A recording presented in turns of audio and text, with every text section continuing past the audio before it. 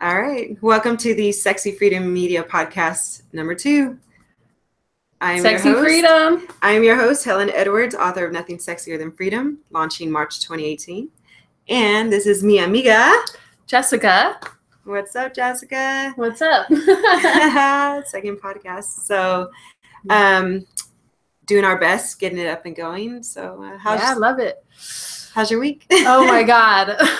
So this week, talk about sexy freedom of the mind. So I was studying the Mandela Effect.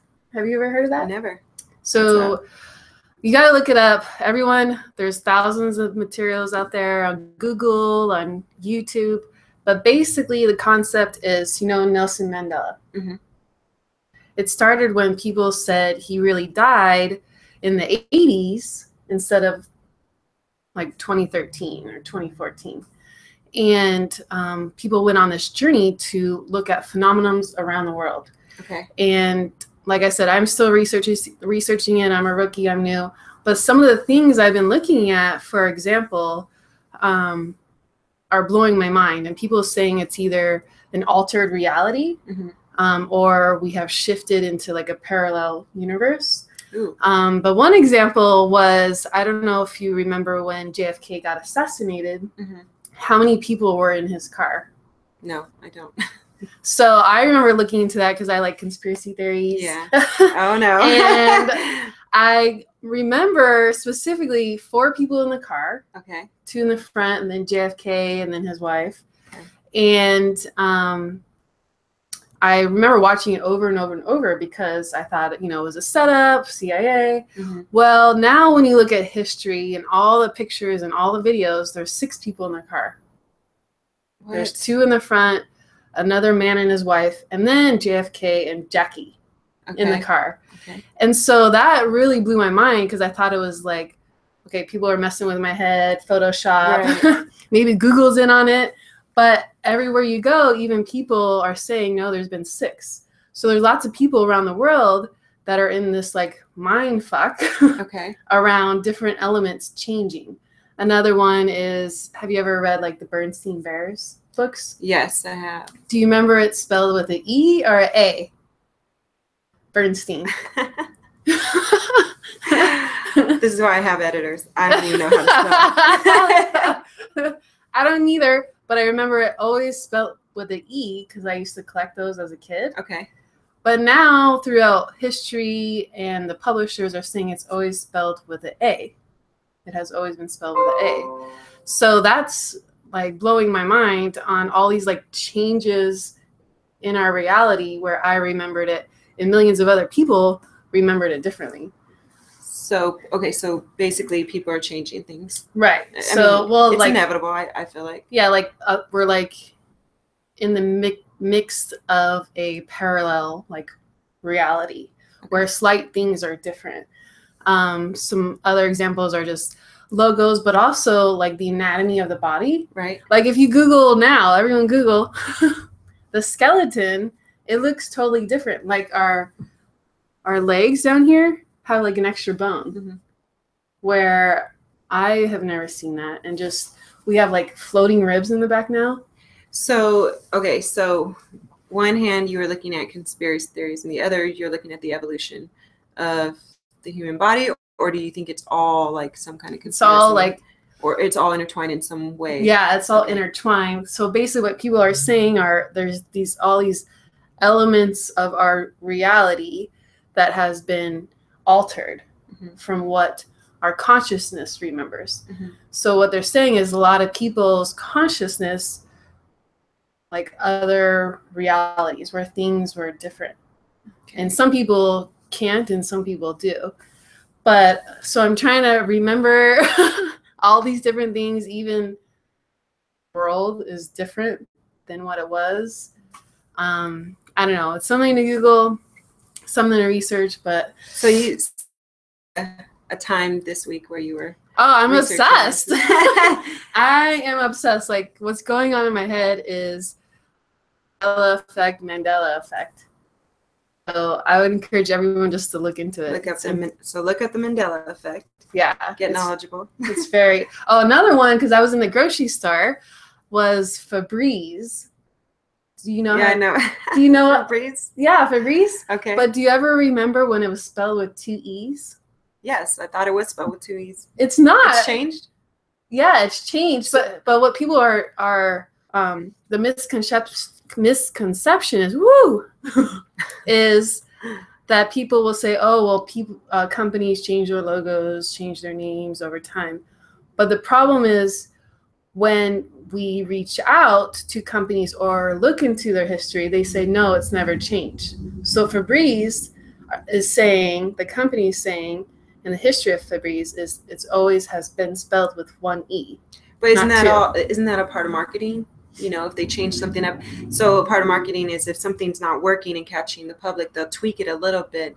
And then that, whatever they tweak it with, kind of, you know, because it's all psychology. They know the psychology what draws people in. So yeah, they tweaked it a little bit. So they took out 1 E and it just brought more people to notice it. That's what I mean. Like, yeah, marketing changes logos, changes names, but it's when you look at the history of the company and history of the logos. Okay. The double E has never been there in the history, but people are remembering when it was 2 E's. Like I specifically remember it was 2 E's. So okay. How is this bettering you? I mean, I'm just curious, like what? Well, it's more. I always get interested in the minds of people. Yeah. Are interested in those whole, you know, conspiracy versus evolution, both, you know, combination of it. Yeah. How's that? Well, mine is more. How does it affect you as an individual? It's more like a high of, you know, how people watch movies and people think there's a possibility of parallel worlds.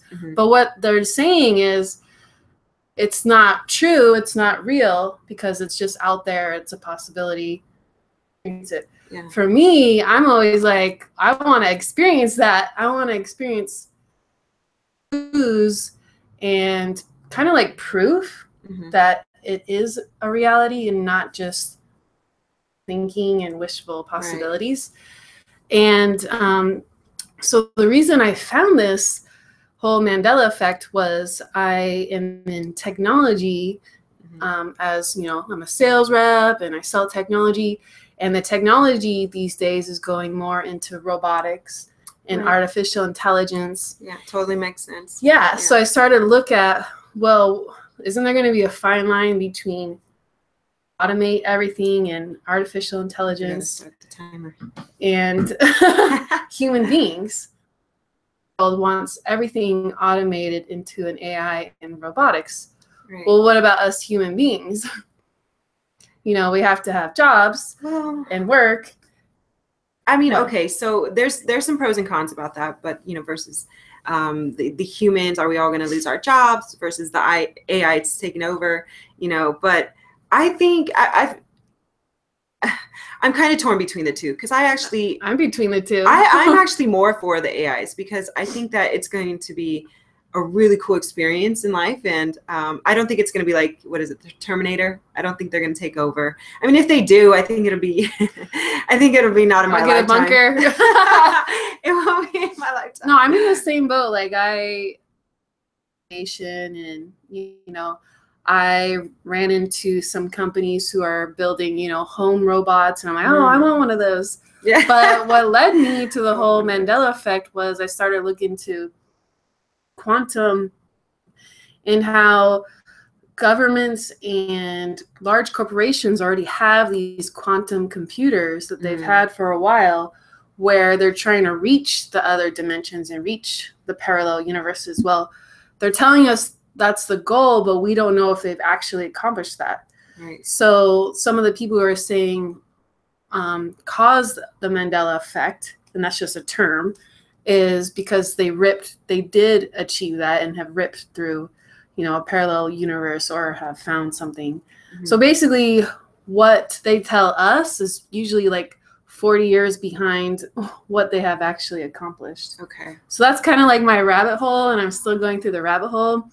And for me, it's more the fascination. How freaking cool is that? And people, are remembering things that never happened, but it's millions of people who have remembered the same thing, that can't be just some like fluke, like mental memory. But doesn't it also have to do with, the habitual way of thinking, like what, subconsciously we're programmed to think a certain way, just like, if we brush our teeth, since we're young, it's automatic. As we get older, we just wake up, we brush our teeth, we don't even think about it. Same thing with driving the same route to work every day. We don't even think about it anymore. We just do it, and all of a sudden we're like at work and we don't even remember some of the things that we saw on the way to work. So isn't that kind of like what you're saying with, how we're remembering things based on the 2 E's, or, something that's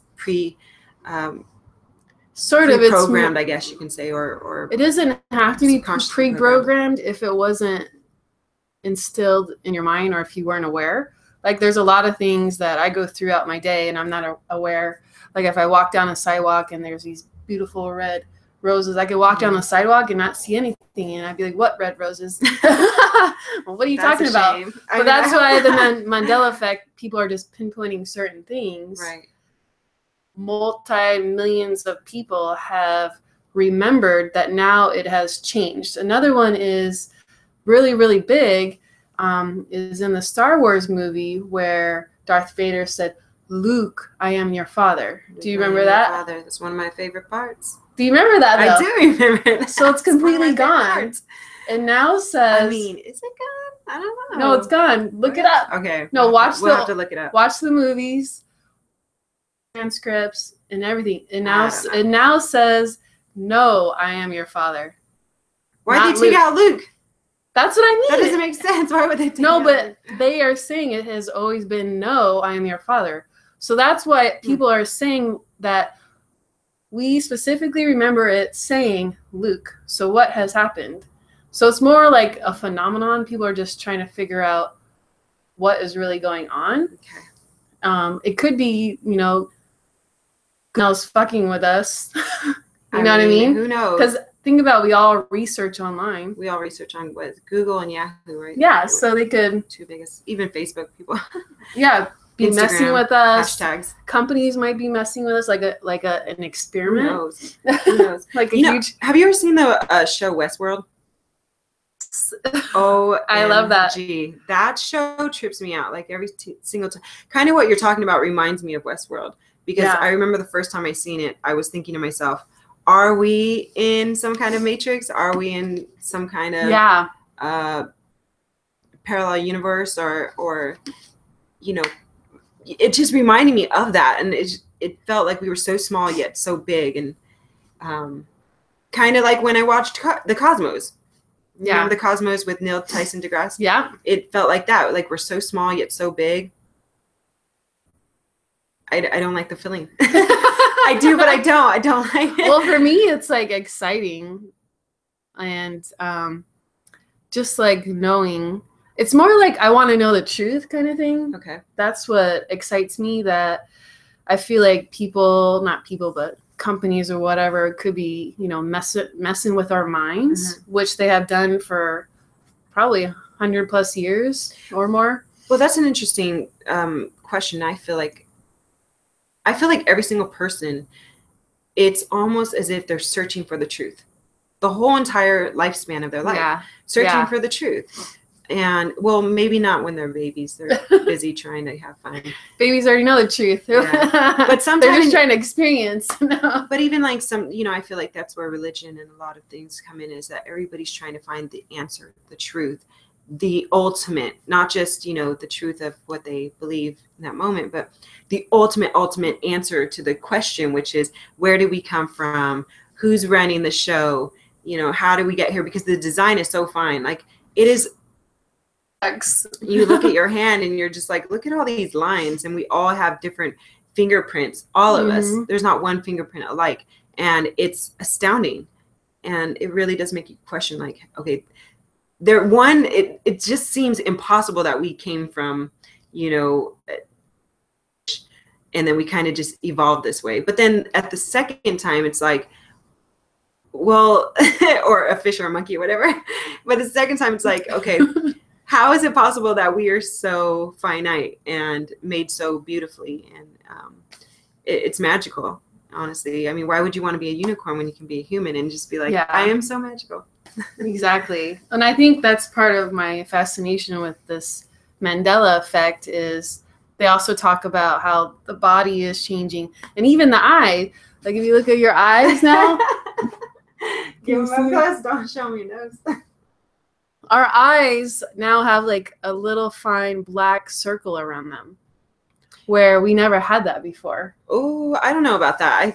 I think we did have that. Evolved. Like I'll have to look it up. Yeah, research that one too. Yeah. Mandela Effect and this light black circle around the color of your eye. I heard an interesting quote the other day, and I cannot remember where I heard it from. So if anybody's heard it and you know where you heard it from, let me know.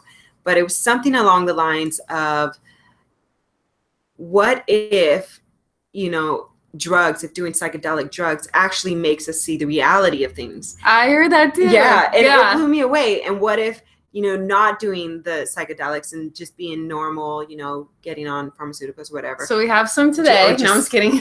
Just life, and you're just normal without psychedelics. What if this is the actual drug? But once you take psychedelics, you actually come out of it and you're actually in your real reality. Yeah. That blows my mind too. I love my mind, and I was like, oh, what? What? I have heard that for a while now. Mm-hmm. And that's why I also desire drugs, because think about reality. Reality should be stress-free, free-flowing, loving. And a lot of people who do, it's not all the synthetic and let's mix this and mix that, but the natural things that they find out there. That's why people like a lot of shrooms and marijuana, is that same feeling flows. Yeah, exactly. Exactly what I'm saying. Marijuana.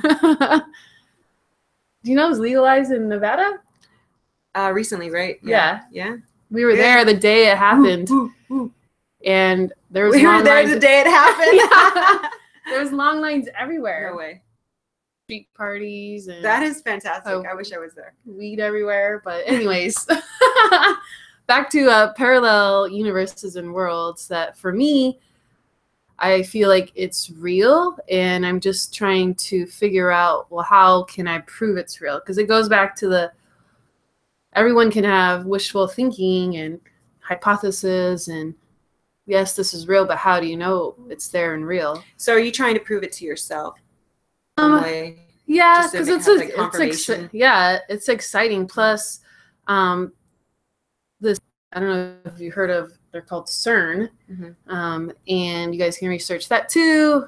Short summary of them: they kind of use these quantum computers to reach out to parallel worlds, and there's pictures that people have taken of the CERN where it's located, and weird like cloud electromagnetic field shapes above them.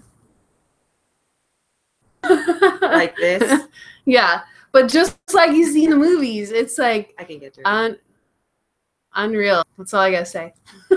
Okay, so let's just say you find out whatever you're searching for, this truth, this ultimate, parallel universe, about that it is real, that it is confirmed true.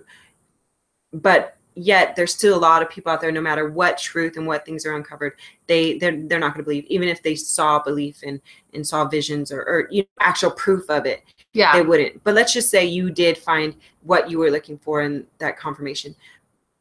How would that then affect your life? Like, in what way is that gratifying? It's the same. For me, it would be the same, because it's more of, it's almost like,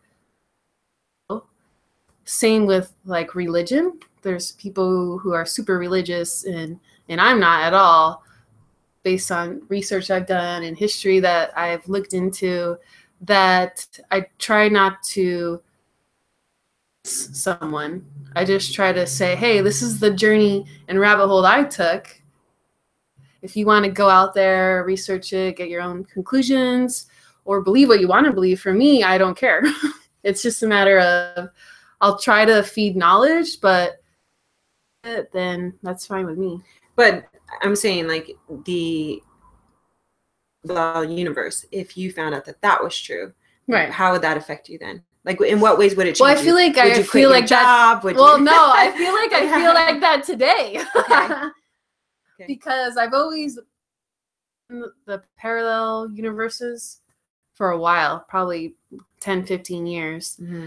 And then when I just stumbled upon all this quantum computing and different companies and organizations reaching for parallel worlds and building these huge colliders and trying to access that.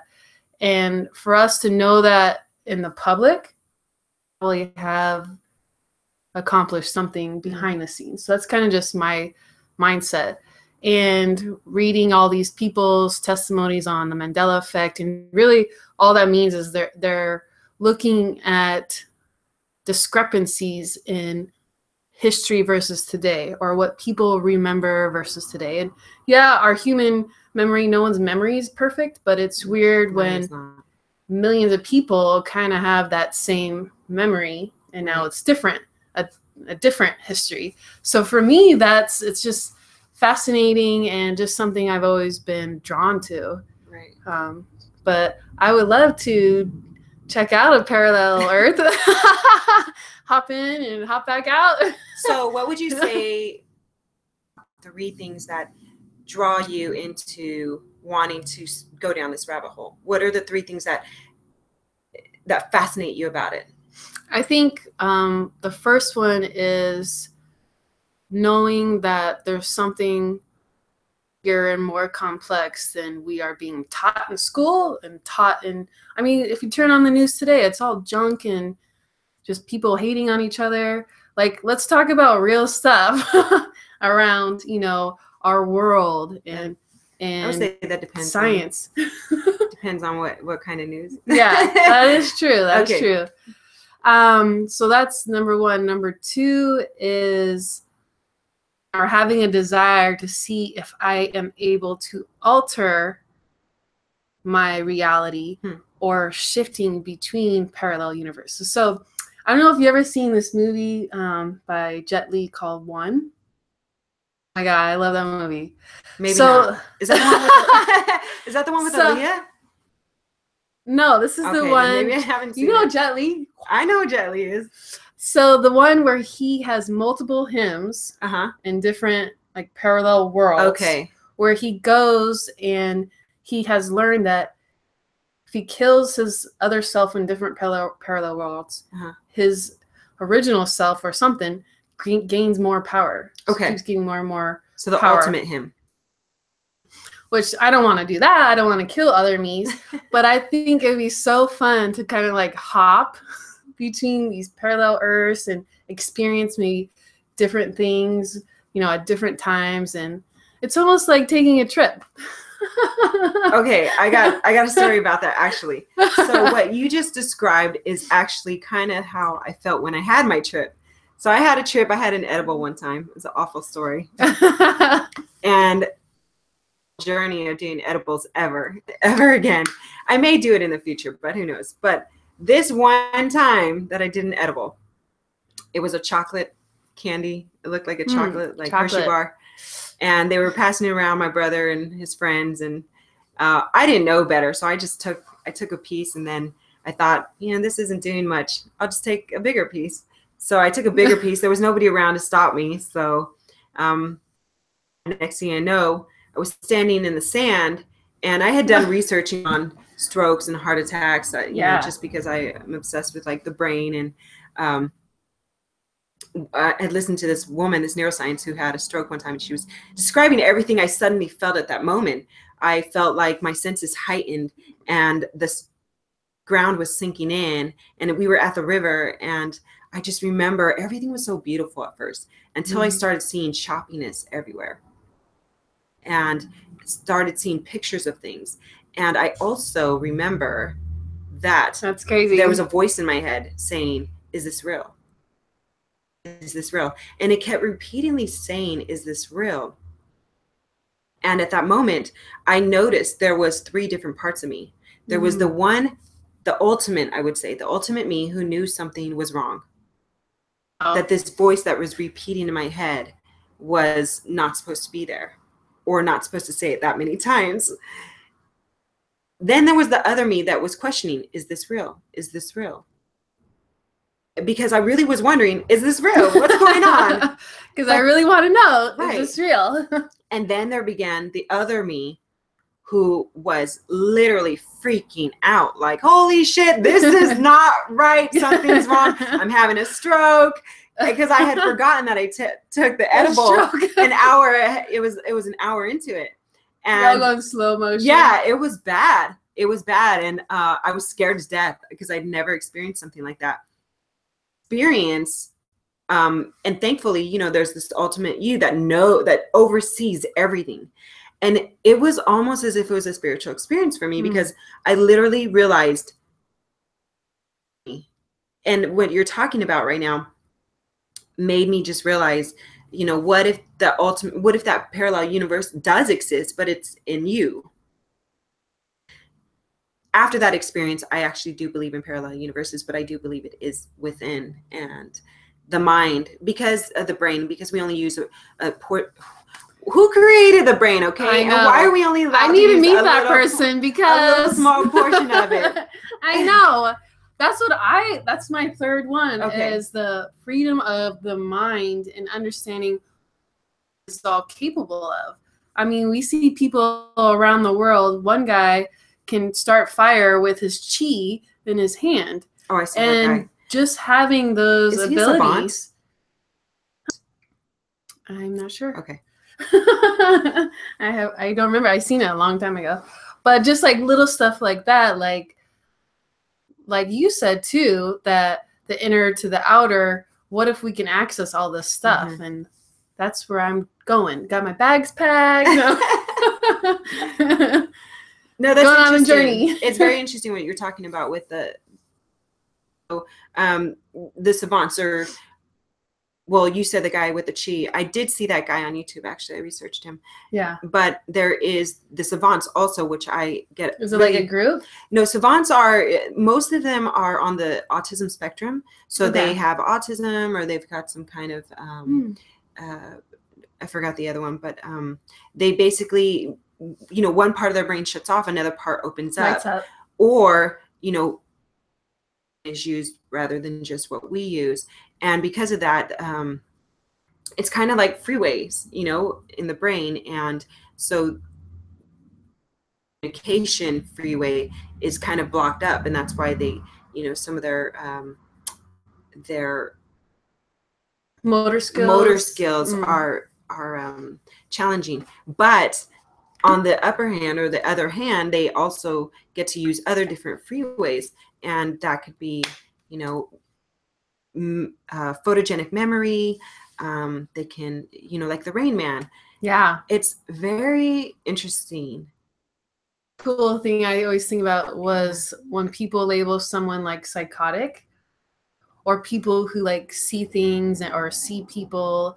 Like, what if they're not really psycho, that they're kind of in between parallel worlds, and actually things that we don't see, like experience a person sitting right there, and I start talking crazy and you're in my face and you're like, what is she, who's she talking to? And on your side, you'd be like, oh, she's crazy. But for that crazy person, that's just kind of like their reality, perhaps. I'm just guessing here. Well, I'm not a professional. I am just an opinionated person. We could talk. We could talk openly. It's okay. I mean, I just think that's kind of weird to look at it from a different angle than calling somebody psychotic, that maybe there's something else going on. Well, stem from the brain. In my opinion, I think that they're, and I think there's some psychotic people out there, but that could be mislabeled also. And here's an example. I was a vision therapist for quite a long time, and vision therapy is basically where you learn about the eyes, the movement of the eyes, and the actual perception that comes out of the eyes. So what happened was there's a little girl who was a daughter of a doctor. It's a very famous story. I believe it's Dr. I don't know. I'll look it up and put it in the notes. But basically this young girl, they think she has schizophrenia her whole life. Schizophrenia, Yeah. And she keeps saying, I'm seeing people with their heads cut off.